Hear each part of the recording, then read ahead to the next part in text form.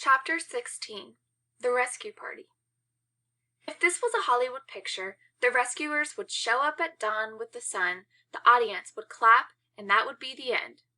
When I walk out of the shack in the morning, the only thing that's shown up is muddy-looking clouds that hang low in the sky.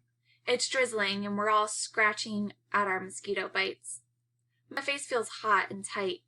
I wonder what Shirley Temple would do in this situation. Probably sing a song about how fun it is to be stuck on an island. Say, you got any of that diaper rash formula on you? I ask Ira. Why didn't I think of that in the first place? He says, and digs into his pocket.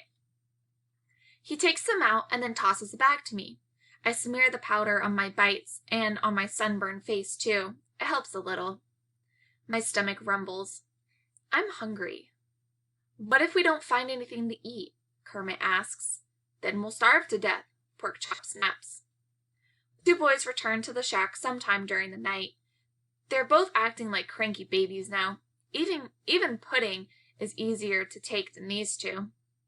We spread out foraging. When we meet back up, we toss what we found into a pile. 2 empty cans, a rotting coconut, and a crab that's been dead a while, judging from the smell. Can't even make a cut-up out of this, Ira says in disgust. Maybe we could build a raft? Porkchop suggests. With what? Beans asks. The wood from the shack, Porkchop says. Then we won't have anywhere to sleep, Kermit protests. Who cares about sleeping? Let's just try and get out of here. We wouldn't even be here in the first place if you weren't such a dummy, Bean says under his breath. I got more sense in my bungie than you've got in your whole body, Porkchop shouts back. Sense? Even Buddy knows how to set a hook, Bean says. I'll show you a hook, Porkchop growls and clocks Beans in the side of the head with a huge roundhouse swing. I practically see stars myself as Beans goes down. But he doesn't stay down long. He comes up roaring and rushes Porkchop, landing on top of him as Porkchop's head barely misses a rock.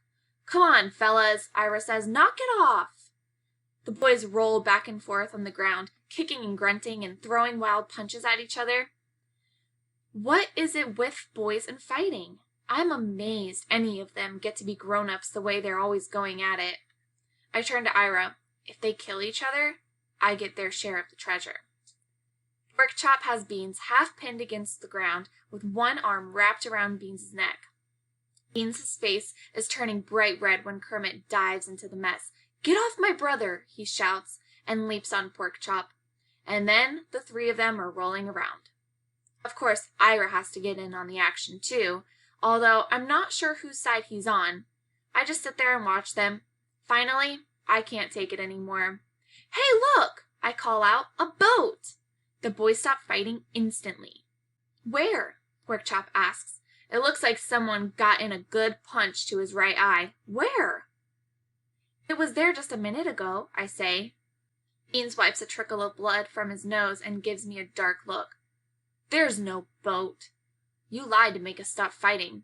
You got me, I say, looking skyward.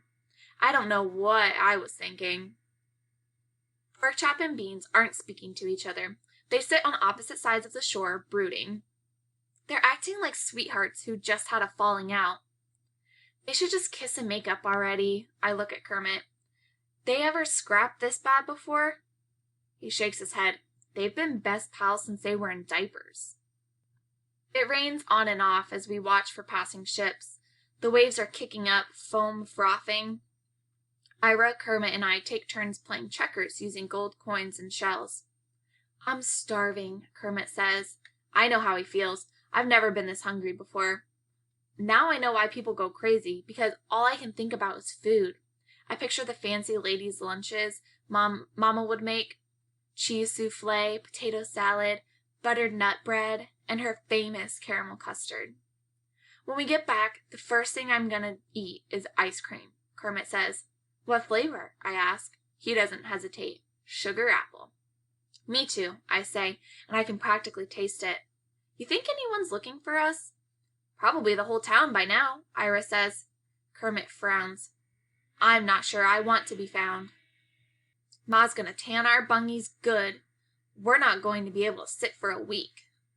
Hey, Ira, anyone ever tell you that you look like Little Orphan Annie? I ask him.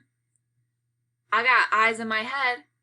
She's just got circles, he says, looking at me past the horizon. You see a boat? Those low clouds in the sea foam. What about them? Any conch kid knows what they mean. Haven't you figured out I'm not from around here? A storm, Ira says. A big one. The sky grows dark and the wind picks up. The rain begins to fall harder, so we take shelter in the shack. Well, those of us who have sense, anyway. Porkchop and Beans won't come into the shack because they don't want to be near each other. Raindrops pelt the flimsy shack like spitballs. The storm is scarier than anything I've ever been in before. I keep waiting for the shack to blow away, and us with it. I guess Nana Philly wasn't as dumb as everyone thought, keeping those shutters up in case of a storm, Kermit says. She's got more sense than Porkchop and Beans, I say. They're just stubborn, Ira says. They're just dumb, I say. I can't stop thinking about Ira's brother, Eggy. Dumb kids get hurt, and these are two of the dumbest boys I've ever met in my entire life. I don't want to spend all this pirate gold buying a headstone, I say. I'm not going out there, Kermit says. I got a weak heart. I'll go, Ira offers. Before Ira can even stand up, the door slams open and Beans is standing there sopping wet. Beans, Kermit says. Beans doesn't say anything. He just pulls the door shut behind him and sits down on the ground. Water sprays through cracks in the walls and drips from the gaps in the roof. Nearby, a tree snaps. Your hand sure is going to be sore, I tell Beans. From what? From writing, my best friend died in a storm because I was so stubborn 200 times. Shut up, Beans growls. Porkchop's still out in that, I say. Serves him right, Beans says. He could be dying. He ain't. How do you know? Beans sighs loudly. Because I passed him on the way in. He's standing right outside the shack. I open the door and look out into the darkness. Sure enough, Porkchop is huddled next to the shack. You coming in or what? I ask. He pushes past me into the shack without a word. Inside, Porkchop and Beans sit as far away from each other as they can. But this doesn't last very long because a big wave rushes in and we're forced to stand up and scoot back until we're pressed tight against a wobbly wall. I guess it's a good thing I'm not wearing shoes because they'd be soaking wet. You think the water's going to come up any farther? Ira asks, his voice shaking. I feel something long and slimy slide over my ankle and go still. I look down to see what seems like a worm disappearing into the shadows. Only I know it isn't a worm, because worms don't have whiskers or little feet. There's a rat in here, I hiss. Rat? Kermit bleats. Rat? It's looking to stay high and dry, pal, Beans says. They're going to eat us alive, Kermit whimpers, and then shrieks, One just ran over my foot! There's a horrible cracking sound as a piece of roof is torn away. We're all going to die, Porkchop says in a dull voice. Aw, come on, pal, Beans says awkwardly, but Porkchop's too far gone. We are, and it's all my fault because I didn't throw in the hook. And then he starts to cry softly. Porkchop's tears break the boys faster than any fist fight. They all start bawling. Something washes over me, and this time it's not water. It's fear. What good is all this gold if we're dead? What if I never see Mama again? She doesn't even know I'm stranded on a key with a bunch of dumb boys. I would give $1,000,000 just to see her blue eyes and hear her voice one last time. To hug her tight and tell her how much I love her. The boys are crying, and I feel the fear rising in my throat like a dark tide. I try to push it down, but it bubbles up. It's swamping me, and I do the only thing I can think of. I start singing that stupid Shirley Temple song.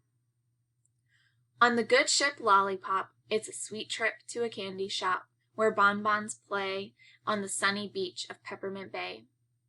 After a few moments, Bean's high, squeaky voice joins mine, and then Ira starts singing. Kermit too, and finally Porkchop. We sing our hearts out. We're so good we should be in pictures. We should get a screen test with Warner Brothers. I can see our names in lights already. The wind howls, but the diaper gang of Key West belts out a song as the angry storm washes everything away.